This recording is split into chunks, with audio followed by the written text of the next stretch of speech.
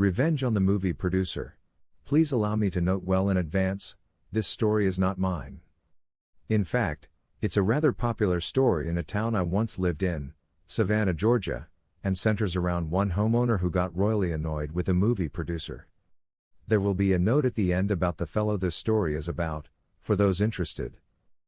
Okay, so first and foremost, when movie producers are looking for places to set a movie that takes place in colonial, or even 1800 cities in the US, due to the sheer number of parks, wide roads, and period houses, they will often select Savannah, Georgia. They'll pull all the Spanish moss out of the trees, or trim it back, pour dirt on the roads around the squares, and effectively backdate that part of the city to fit most any place, even up to some having used the area as a setting for places like early Washington D.C., and even places in Britain, or France. Typically, when producers do this, they will pay each homeowner whose house is used as a background flavor, a couple $1,000s for the licensing to do so. That will be important later. Trust me.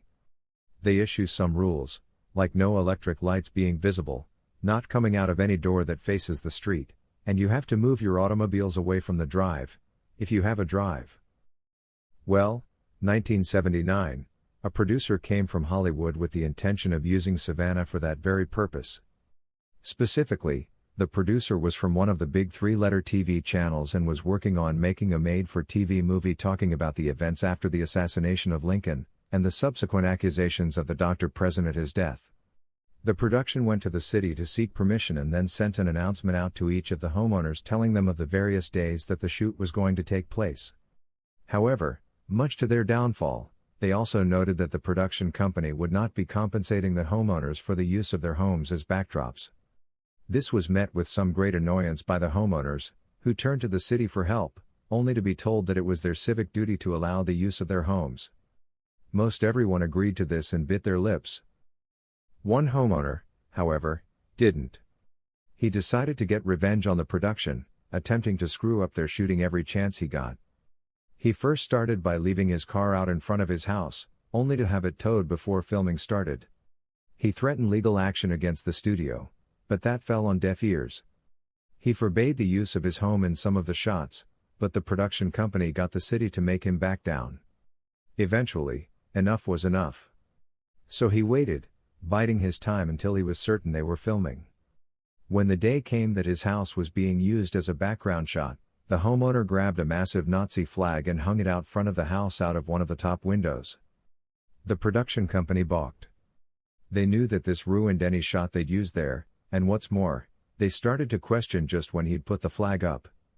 Was it just the one day, or had all the previous shots, some of which showed the house from across the square, been ruined as well? They turned to the city for help, and the city just basically shrugged, saying that it was his First Amendment right to do that. And implied that had the production company paid the homeowners, as had always been done before, then this probably wouldn't have happened. In the end, the production company had to end the shooting and go to the homeowner begging for him to remove the offending flag. He did eventually do so, but only after his lawyer got a contract in writing that required the production company to pay all the homeowners for having their homes in the shot. The flag came down, and shooting wrapped in less than a day. Interestingly, it's said that in the movie in question, The Ordeal of Dr. Mudd, there are several shots where you can see a bright red Nazi flag flying from one of the homes in the distance. That stunt cost a producer quite a substantial amount of money and pushed production back at least a year while they tried to find every single instance that the flag flew in the background shots. This homeowner would go on to himself become very famous. Though not for a good reason.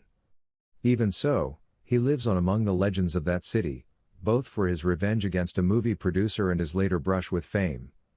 And that concludes another riveting tale of pro-revenge. If you enjoyed this story, make sure to hit that like button and subscribe to our channel for more captivating content.